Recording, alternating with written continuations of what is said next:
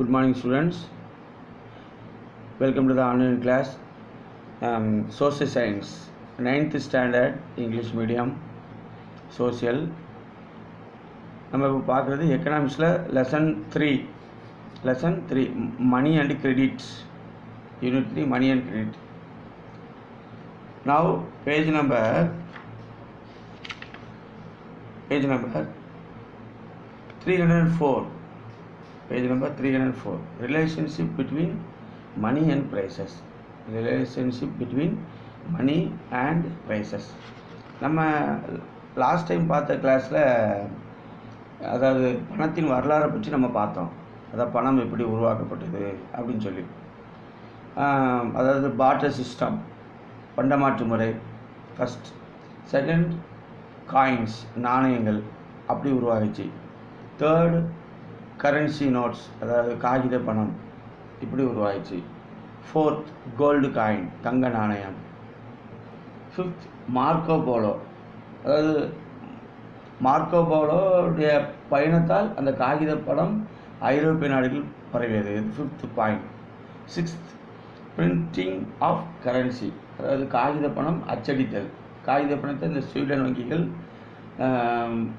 அதாவது அச்சடித்த புதிதில் அதற்கு பெரிதாக வரவேற்பு அந்த அளவுக்கு இல்லை. அப்போது சிக்ஸ்த் வந்து printing of currency.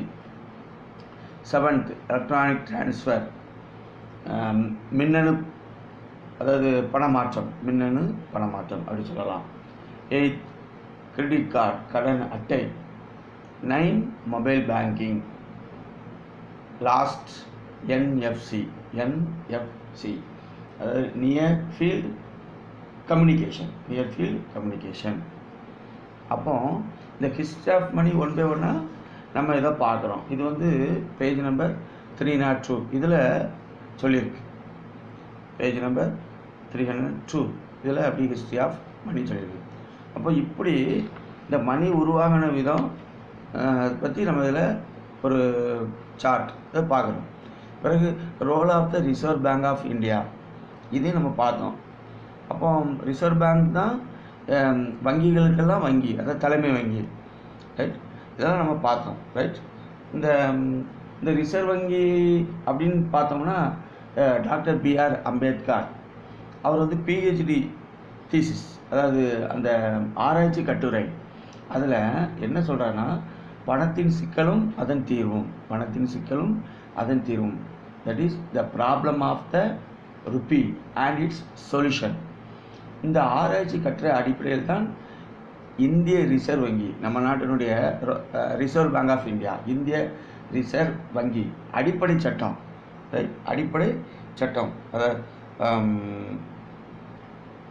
Provided guidelines அடிப்படை சட்டம் 1934 அந்த டைமில் தான் எனது உருவாக்கப்பட்டிருக்காங்க.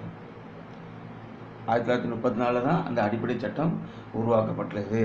இதெல்லாம் நம்ம பார்க்குறோம் ரிசர்வ் பேங்க் ஆஃப் இந்தியாவை பற்றி, ரைட். இதில் டாக்டர் B.R. அம்பேத்கருடைய PhD தீசிஸ் அவருடைய ஆராய்ச்சி கட்டுரை இதை விளக்குது. Now 3.7 relationship between money and prices. அதாவது பணம் மற்றும் விலை, அதனுடைய தொடர்பு. பொதுவாக பணத்துக்கும் பொருள்களின் விலைக்கும் நெருக்கமான ஒரு தொடர்பு இருக்கிறத நம்ம பொதுவாக நம்ம பார்க்குறோம். there is a close relation between volume of circulation money and the price of things. 90% of the products are manufactured with the main aim of sales or meant for services. அதாவது இந்த பணத்துக்கும் பொருளுக்கும் ஒரு நெருக்கமான தொடர்பு இருந்ததா சொன்னீங்க பார்த்தீங்களா. இது தற்போது பார்த்தோம்னா உலகில் தயாரிக்கப்படும் பொருட்களில் 90% விற்பனை அல்லது சேவை தொழிலை இலக்காக கொண்டதை நம்ம இதில் பார்க்கணும். இதன் மூலமாக தான் ப்ரைஸை ஃபிக்ஸ் பண்ணுறாங்க, ரைட். அதாவது அக்ரிகல்ச்சர்னு எடுத்துக்கிட்டாலுமே அதை அப்படி நம்ம சொல்லலாம். பாருங்களேன், growing crops and production are done on a commercial basis rather than on a subsistence level. This phenomenon also increase the importance of the market and money. அதாவது வேளாண்மையிலும் சொந்த தேவைக்காக விளைவிப்பதை விட பணப்பயிர்களே அதிக உற்பத்தி செய்யப்படுறதா நம்ம இதில் பார்க்குறோம். ரைட். அதாவது பணத்துக்கு விளைவித்துள்ள தொடர்பு பணவியல் கொள்கையோடு தொடர்புடையது. அதாவது பணவியல் கொள்கை, அதாவது மானிட்டரி பாலிசி, அதான் நம்ம பார்க்குறோம். The relationship between money and price is connected with the monetary policy. அதாவது பணத்துக்கு விலைக்குள்ள தொடர்பு, இது பேர் பணவியல் கொள்கை, monetary policy. there is a close relationship between the growth of money supply and inflation. அதாவது பண விநியோக வளர்ச்சி நம்ம சொல்ல போனோம்னா அதாவது கால விலை வீழ்ச்சி, இதெல்லாம் நம்ம பார்க்குறோம். there is a close relationship between the growth of money supply and inflation. Price controls play a very important role in a country's economic stability. This role is played by the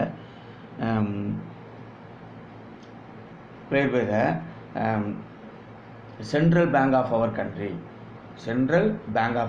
that is RBI in India. அப்போ central bank of our country அப்படின்னு சொல்லணும்னா RBI, Reserve Bank of India. அந்த பண விநியோக வளர்ச்சிக்கும் இந்த கால விலை வீழ்ச்சிக்கும், அதாவது இந்த பொருளாதார நிலைத்தன்மை, விலை கட்டுப்பாடு, இந்த மாதிரி சில முக்கிய பங்காற்றுவது இந்திய ரிசர்வ் வங்கி தான். இதான் இதை கவனித்து வருகிறதா நம்ம இதில் பார்க்குறோம். ரிசர்வ் பேங்க் ஆஃப் இந்தியா பெரிய ஒரு பவர்லாம் இருக்கிறத நம்ம பார்க்குறோம். Currency is the medium of exchange in a country. The Indian currency is called the Indian rupee, INR. இது எல்லாருக்கும் நமக்கு தெரியும். நம்ம நாட்டில் வந்து பணம் பொருள், அதான் Indian rupee. Right. The currency is the medium of exchange in a country. The Indian currency is called the Indian rupee, INR. In a country, the foreign currency is called foreign exchange, அந்நிய செலவாணி. இந்தியாவில் செலவாணிக்கு பேர் ரூபாய் என்று நம்ம சொல்கிறோம். உள்நாட்டில் அந்நிய நாட்டு செலவாணி, வெளிநாட்டு செலவாணி அப்படின்னா நம்ம என்னது நம்ம நாட்டில் அழைக்கிறோம் இல்லையா. உலக நாடுகளுக்கு இடையிலான செலவாணி அமெரிக்க டாலர் அடிப்படையில் மதிப்பிடுறதான் நம்ம இதில் பார்க்குறோம் இல்லையா. Purchasing capacity of all currencies in the world are compared using the US dollar as the standard currency. This value differs from country to country. Most of the international trade transactions are carried out in US dollar. அப்போ உலக நாடுகளுக்கு இடையிலான செலவாணி அமெரிக்க dollar அடிப்படையில் தான் இது மதிப்பிடப்படுகிறதா நம்ம பார்க்குறோம். உலக வணிகத்தின் பெரும் பகுதி, உலக வணிகத்தில் சொல்ல போனோம்னா பெரும் பகுதி அமெரிக்க டாலர் மதிப்பிலேயே இது நடைபெறுகிறதா நம்ம என்ன செய்கிறோம் பார்க்குறோம். Right. Now 3.8 functions of money, பணத்தின் செயல்பாடுகள், function. Right. Functions of money. When money replaced the barter system, a lot of practical issues were solved. Money acts a medium of exchange, a unit of measurement, a store of value, and a standard of deferred payments. It plays an important role in transactions. Right. Functions of money, அதாவது பணத்தின் செயல்பாடுகள். இந்த பண்டமாற்று முறையினால் உருவாகும் சிக்கல்களுக்கு மாற்றாக இந்த பணத்தின் வரவு, பண்டமாற்று முறையில் பல சிக்கல்கள், இதன் மூலமாக பணத்தின் வரவு பெரிதும் உதவி. எப்படின்னு பார்த்தோம்னா, பணம் என்பது ஒரு பரிமாற்ற ஊடகம், நம்பர் 1. 2 கணக்கின் அலகு. 3 அது ஒரு சேமிப்பு. மாறுபடும் பணம் வழங்கீடுக்கான ஒரு செயல்படும் தன்மை. இதெல்லாம் பணத்தின் செயல்பாடாக நம்ம பார்க்குறோம். அதான் money acts a medium of exchange, a unit of measurement, a store of value and standard of deferred payments. Right. It plays an important role in transaction.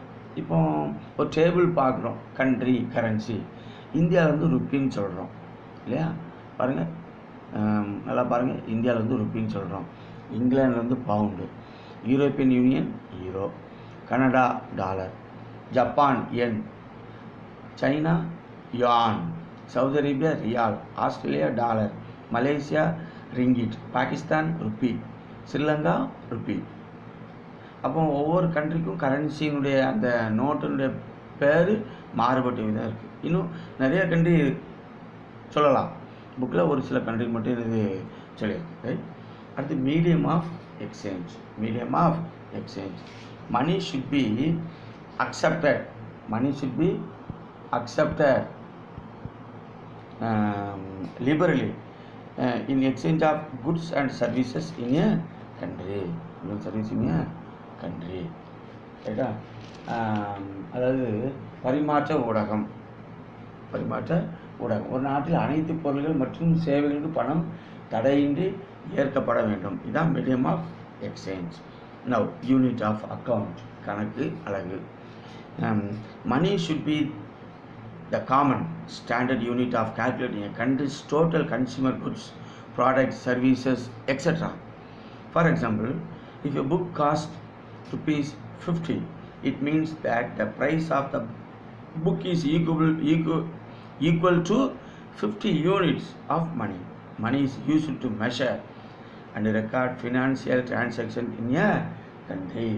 அதாவது ஒரு நாட்டில் அனைத்து நுகர்பொருள்கள், தயாரிப்புகள், சேவைகள் அப்படின்னு நம்ம சொன்னால், இந்த அனைத்துக்குமான மதிப்பினை கணக்கிடல் பணம் பொதுவான ஒரு அழகாக செயல்படுதுன்னு பார்க்குறோம். இப்போ புக்கு நம்ம அச்சடிக்கிறோம் ₹50 சொல்லி, விலை 50 பண அழகாக இணையானது என்று பொருள் இல்லையா? ஒரு ₹50 என்றால் புத்தகத்தின் விலை 50 பண அலகுகளுக்கு இணையானது. அப்போது ஒரு நாட்டில் நடைபெறும் நிதி, அதாவது பரிவர்த்தனைகள், நிதி பரிவர்த்தனை இல்லையா, எக்ஸ்போர்ட் அண்ட் இம்போர்ட், நிதி பரிவர்த்தனைகள் அளவிடவும் கணக்குகளாக பராமரிக்கும் பணம் வந்து எனது முக்கியமான ஒரு அழகாக செயல்படுகிறது. Store of value, money is used as a store of purchasing power இல்லையா? அப்போ வாங்கும் ஆற்றலை சேமிப்பது. It can be used to finance future payments. Future payments எதிர்காலத்துக்கான வாங்கும் ஆற்றலை சேமிப்பதாகும். ஓகே. 3.9 கிரெடிட். 3.9 கிரெடிட். கடன். Farmers avail credit during monsoons for buying seeds, agricultural input and other expenses. Traders and small and entrepreneurs need credit for their needs. Even large industries receive credit to take up their new projects. அப்போ கடன் அப்படின்னு நம்ம சொல்லணும்னா, விவசாயிகள் இருக்காங்க, அந்த விவசாயிகள் வந்து அந்த நிலத்தை உழுதாங்க, அதற்கு தேவையான பொருளாதார வசதிகள், அதாவது விதை, உரங்கள் மற்றும் பல செலவுகள் இருக்குது. இது இந்த கடன், அவங்க வந்து அந்த காலத்தில் கடன் பெறுவதை நம்ம பார்க்குறோம் இல்லையா? இந்த சிறு தொழில் செய்கிறவங்க, வணிகர்கள், இவங்களும் கடன் பெறுவது பார்க்குறோம் இல்லையா? பெரிய தொழில் செய்கிறவங்களும் கடன் பெறுவதை நம்ம பார்க்குறோம். அப்போ இந்த மாதிரி கடன் பல புதிய திட்டங்கள் மூலமாக கடன் கொடுக்கறத நம்ம பார்க்குறோம் இல்லையா? பேங்க் மூலமாக செய்கிறத நம்ம பார்க்குறோம். இந்த கடன் கிடைக்கப்பெறும் சில நிறுவனங்களும் இருக்கிறத நம்ம பார்க்கணும். Credit is available from formal financial institutions like nationals and private banks இல்லையா? அப்போ வங்கிகள், தனியார் வங்கிகள், கூட்டுறவு வங்கிகள், இதெல்லாம் கடன் கொடுக்க நம்ம பார்க்குறோம். Cooperative banks. Informal financial institutions, அதாவது இன்ஃபார்மல் ஃபினான்சியல் இன்ஸ்டிடியூஷனாக முறைசாரா நிதி நிறுவனங்கள். உங்களுக்கு நிதி நிறுவனங்கள் இப்போ நிறைய இருக்குது, பார்க்குறோம் இல்லையா? குறைந்த வட்டி அப்படின்னு சொல்லி அவன் சொல்லுவான் இல்லையா? அதான் இன்ஃபார்மல் ஃபினான்ஷியல் இன்ஸ்டிடியூஷன்ஸ். சுய உதவிக்குழுக்களும் இதுவும் இருக்குது. சுய உதவிக்குழுக்கள் மூலம் பெறப்படும் கடன், இதெல்லாம் நம்ம பார்க்குறோம். Micro credit is received through self help groups, SHG. As far as nationalist banks and cooperative banks are concerned, the interest to credit is comparatively lesser and there is guarantee for the pledged goods. அப்போ இந்த மாதிரி கடன் கிடைக்கப்பெறும் நிறுவனங்களை நம்ம பார்க்குறோம். Informal financial institutions, informal financial institutions, அதாவது முறைசாரா நிதி நிறுவனம் அப்படின்னு நான் சொன்னேன். முறைசாரா நிதி நிறுவனம். இந்த முறைசாரா நிதி நிறுவனத்தை பற்றியும் நீங்கள் கண்டிப்பாக தெரிஞ்சுக்கணும். Informal financial institutions R easily approachable to the customers with flexible procedures.